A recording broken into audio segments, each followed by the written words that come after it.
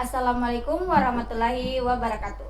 Selamat datang di podcast HMTI di episode 1, di mana episode pertama ini kita akan membahas tentang profil HMTI, di mana kita kedatangan dua narasumber yang ganteng-ganteng dan gagah ini, yaitu Ketua dan Wakil Ketua HMTI 2024. Dan mungkin saya persilakan untuk Ketua dan Wakil memperkenalkan diri dulu. Dari Ketua Umum dulu. Bismillahirrahmanirrahim. Assalamualaikum warahmatullahi wabarakatuh. Salam sejahtera untuk kita semua. Perkenalkan, nama saya Farhan Fahmi.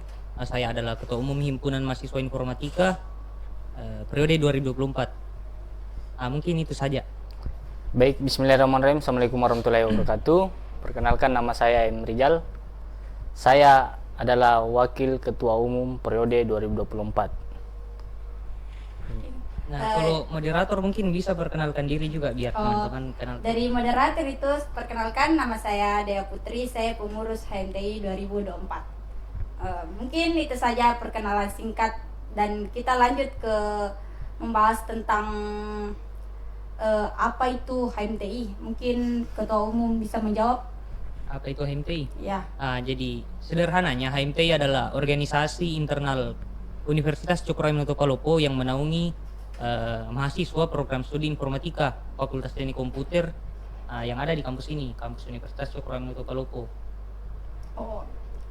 Dan bisa mungkin Ketua Umum menceritakan tentang sedikit bagaimana bisa menjadi Ketua Umum di HMTI. Menjadi Ketua Umum. Ketua Umum. Jadi cara saya menjadi Ketua Umum adalah di HMTI itu sebenarnya kita menggunakan sistem pengkaderan di mana kita diharuskan untuk berproses. Jadi sebelum saya menjadi Ketua Umum, saya sempat menjabat di kepengurusan periode 2023 sebagai anggota. Nah, di akhir musyawarah besar di tahun 23 itu saya terpilih menjadi Ketua Umum dan mengalahkan beberapa kandidat-kandidat.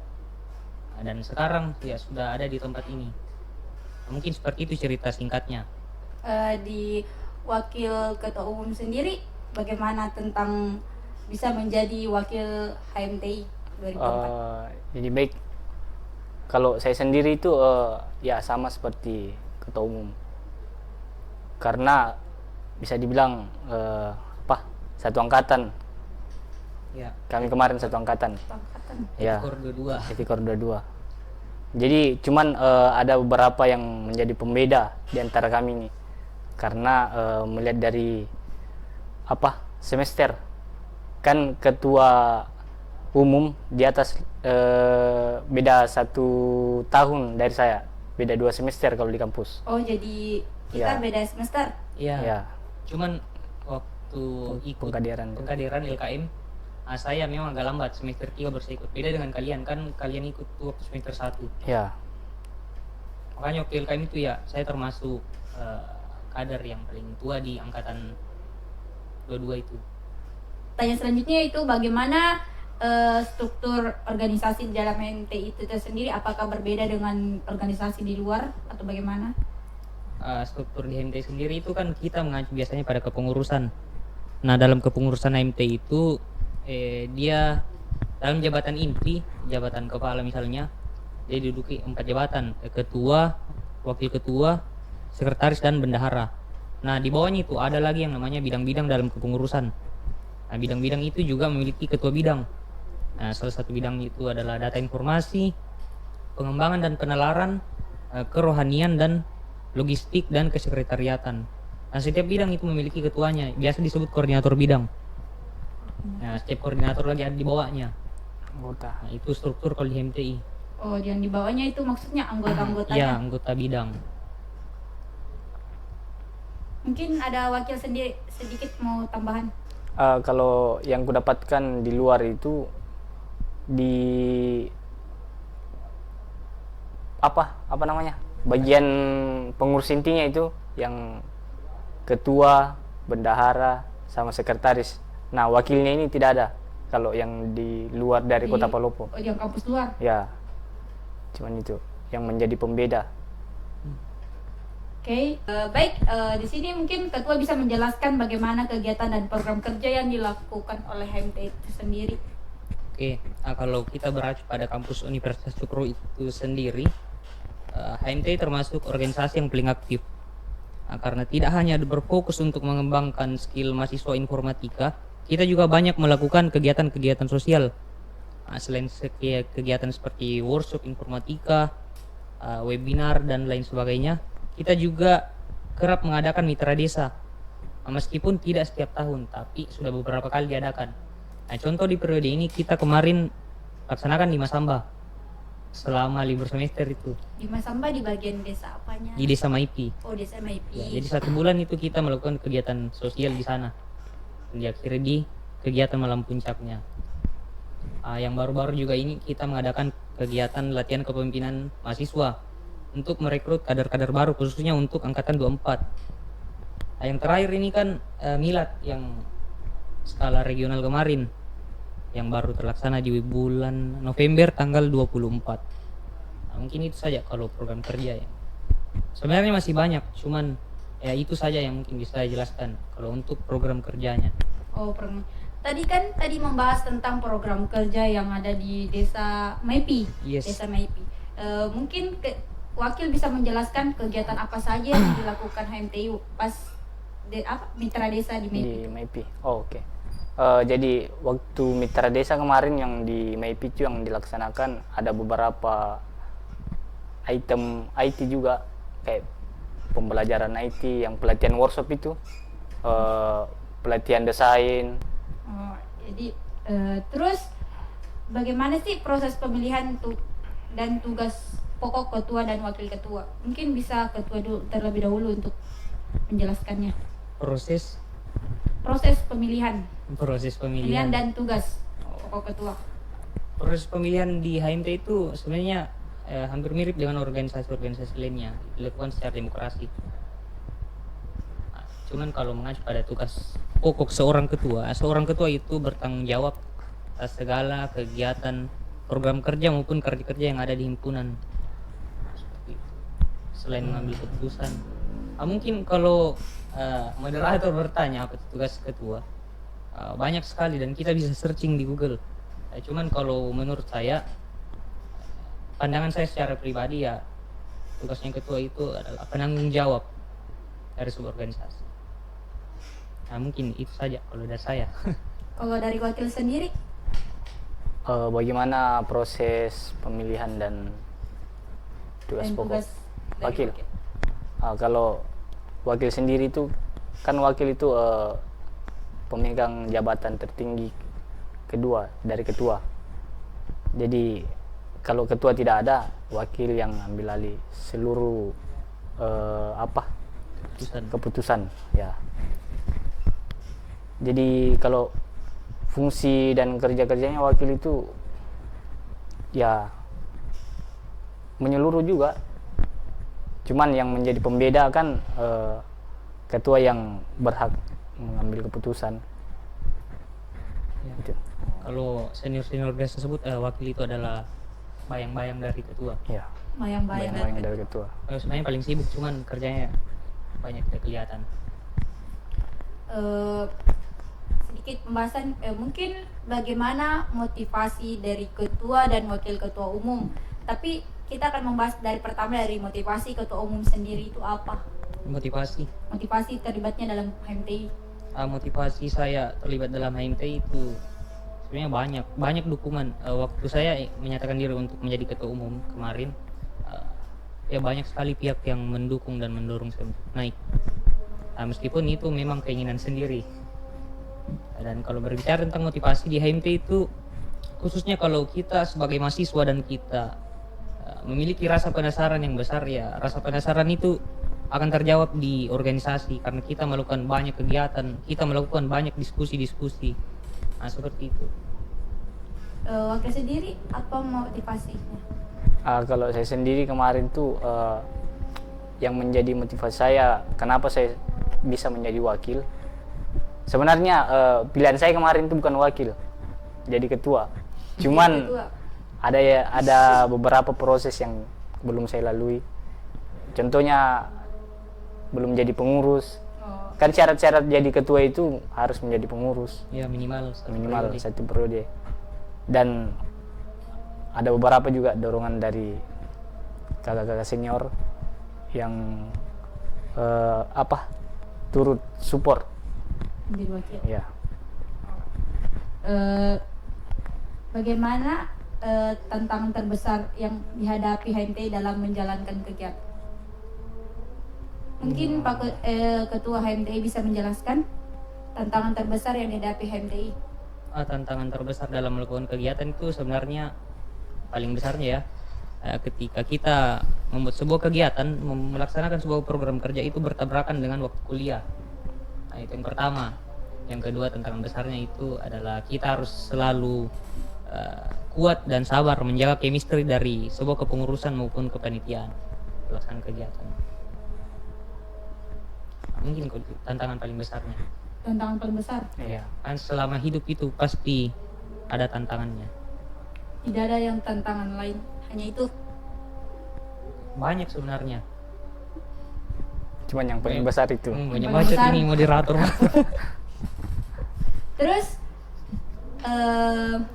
bagaimana HMTI berkolaborasi dengan dosen dan staf universitas dalam mendukung mahasiswa? Bisa Ketua Umum menjelaskan? Kolaborasinya HMTI dengan Mahasiswa dan dosen dan staf. kolaborasi dengan dosen dan mahasiswa itu sebenarnya bukan lagi dalam hal apa ya, itu sebuah keharusan, khususnya kita HMTI yang dinaungi oleh Fakultas Teknik Komputer.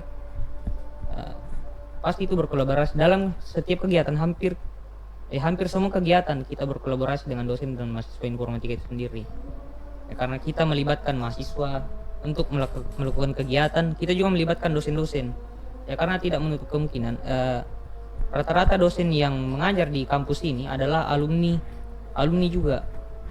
Nah, jadi bisa kita sebut dosennya kita di sini sebagai senior juga. Jadi makanya agak enak lah kita melakukan kegiatan karena ya pasti disupport oleh dosen-dosen. Begitu kalau saya.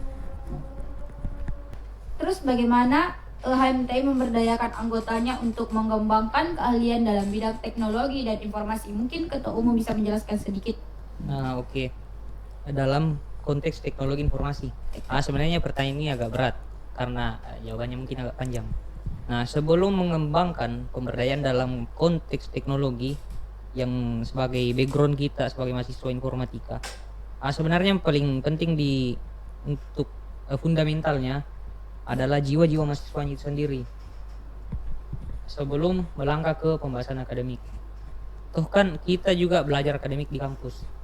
Nah, cuman ya biasanya di HMTI itu sendiri yang dikembangkan itu adalah jiwa kepemimpinannya, jiwa kemahasiswaannya.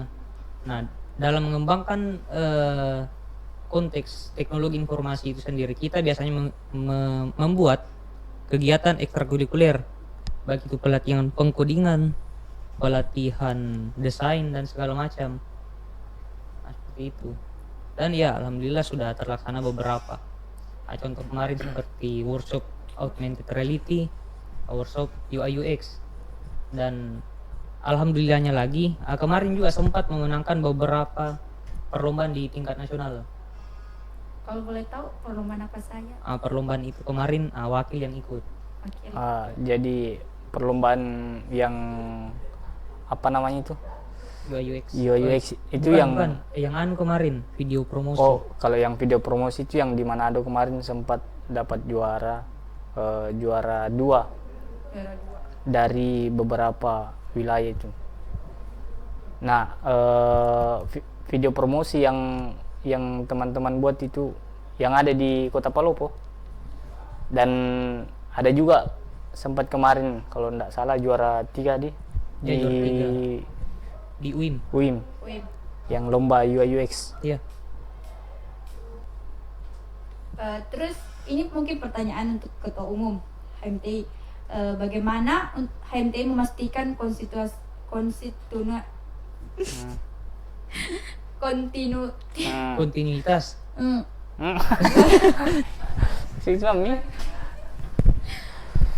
Baik, ini pertanyaan khusus untuk Ketua Umum sendiri. Bagaimana HMTI memastikan kontinuitas kepemimpinan yang efektif dan satu periode ke periode berikutnya?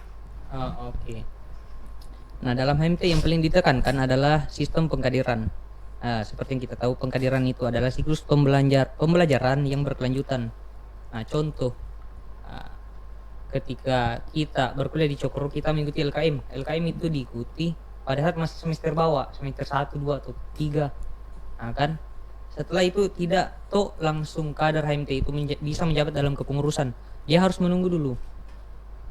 Itu sebagai bukti bahwa proses itu harus dilakukan. Nah, karena dalam menjabat kepengurusan itu dia minimal semester 3 dan maksimal semester 7. Nah, dalam kepengurusan juga dilihat lagi dari segi pengetahuannya, keaktifannya, partisipasinya dalam organisasi. Nah, seperti itu. Tidak langsung menjabat dalam menjadi ketua umum, menjadi pemimpin. Nah, setelah menjabat dalam satu periode itu, biasanya dilanjut.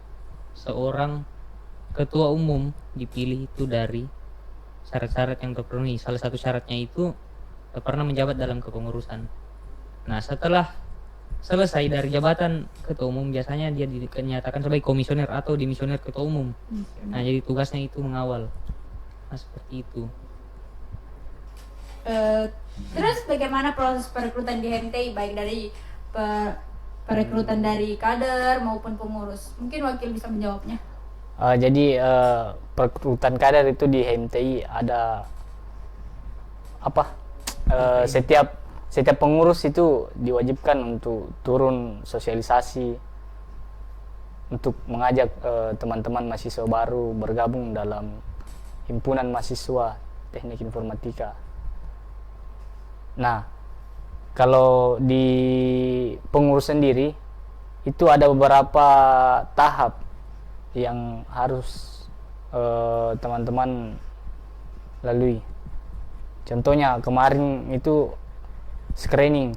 Ya, screening kepengurusan. Jadi di screening ini teman-teman diuji semua, mau dari segi ke IT-an, segi keilmuan, segi kepemimpinan, semua diuji semua di situ. Jadi itu salah satu bentuk contoh apa perekrutan kepengurusan. Oke, lanjut selanjutnya. Terus apa sih tantangan yang dihadapi ketua umum selama memimpin HMTI? Tantangan yang saya hadapi. Iya. Pertama, sebenarnya banyak tantangan jadi ketua umum, baik dari segi bagaimana caranya merekrut seorang pengurus yang notabene kita itu tidak kenal akrab dari awal. Kan beda dengan sekarang, kita sudah menjalani kepengurus hampir 1 tahun. Yang kedua itu kita harus istilahnya kita harus persiapan baik-baik sebelum kegiatan. Dan wallahualam tidak diminta-minta ketika ada sebuah kejadian, ya ketua umum itu harus menjadi solusi dari setiap permasalahan. Mungkin itu tantangan yang tiba-tiba biasa itu menurut saya tantangan yang berat, tapi itulah dinamika yang seru dalam berhimpun. Banyak dinamikanya. Terus bagaimana sih pandangan ketua dan wakil ketua umum HMTI tentang HMTI sekarang? Jadi pandangan saya terkait tentang HMTI sekarang itu ya lebih ke apa namanya, ke IT, karena kebanyakan program-program kerjanya, bahkan lomba-lomba yang sudah diikuti itu lebih mengena di IT-nya, kayak UI UX. Program kerjanya juga kemarin teman-teman di sini yang diadakan di kampus Kuning, UI UX ya, kalau tidak salah. Workshopnya. Ya, workshop. Iya, kemarin sempat mengadakan workshop UX. Kalau pandangan dari saya, bagaimana keadaan HMTI sekarang? Sebenarnya untuk zaman sekarang, khususnya pada beberapa 5 tahun terakhir ini, organisasi itu mengalami yang namanya degradasi kehadiran. Nah, itu yang membuat banyak kader lari. Bagaimana masalahnya dan bagaimana solusinya. Tapi itu yang kami usahakan dalam organisasi, supaya membina kader-kader itu menjadi mahasiswa yang berkualitas. Mungkin itu saja. eh, pelajaran terpenting yang diambil dari selama ketua HMTI aktif di organisasi itu apa? Pelajaran terpenting. Pelajaran terpenting. Pelajaran terpenting yang saya dapatkan di HMTI setelah menjadi ketua adalah bagaimana rasanya kita menganggap semua orang dalam himpunan sebagai keluarga. Mungkin itu yang bukan tidak bisa, mungkin akan sulit dilupakan dan bakalan dikenang terus sampai seterusnya. Bagaimana caranya kita merasakan rasa kekeluargaan dalam organisasi ini, berjuang bersama, berproses bersama-sama. Itu yang menurut saya itu kesan yang sangat berharga selama menjabat dalam kepengurusan. Terus apa pesan penting untuk mahasiswa baru yang akan masuk di UNCP ini? Mungkin wakil dan ketua umum bisa menjelaskan. Wakil dulu. Jadi pesan saya untuk teman-teman yang ingin bergabung di kepengurusan atau apa? HMTI. Yang ingin bergabung di Di HMTI. HMTI. Oh. Jadi teman-teman yang belum bergabung di HMTI dan yang ingin bergabung di HMTI, pesan saya jangan sia-siakan waktunya teman-teman, terkhususnya teman-teman yang di semester 3 yang belum gabung atau semester 5. Karena proses itu tidak mengenal waktu. Kalau teman-teman serius yang namanya mau berproses. Jadi mungkin saja kalau saya. Ya. Kalau saya, apa tadi pertanyaannya? Pertanyaannya apa pesannya untuk mahasiswa baru yang ingin bergabung Pesan untuk mahasiswa baru yang ingin bergabung khususnya di HMTI, di yang HMTI. akan masuk di UNCP? Oke, mungkin pesan saya cukup singkat. Jika proses adalah luka, maka bertahan adalah bentuk cinta. Asik. Satu kata untuk teknik. Kuasai. Asik. Mungkin itu sedikit perbincangan kami tentang profil HMTI dan bagaimana cara masuknya di HMTI. Terima kasih untuk Ketua Umum HMTI Farhan Fahmi dan Wakil Ketua Umum HMTI Muhammad Rizal atas wawancara yang sangat informatif ini. Kami sangat menantikan kegiatan dan program kerja HMTI UNCP ke depannya. Jadi itulah sedikit gambaran tentang HMTI UNCP. Jangan lupa mengikuti episode berikutnya di mana kita akan membahas topik episode berikutnya. Sampai jumpa dan tetap semangat. Bye bye. Assalamualaikum warahmatullahi wabarakatuh. Assalamualaikum warahmatullahi wabarakatuh.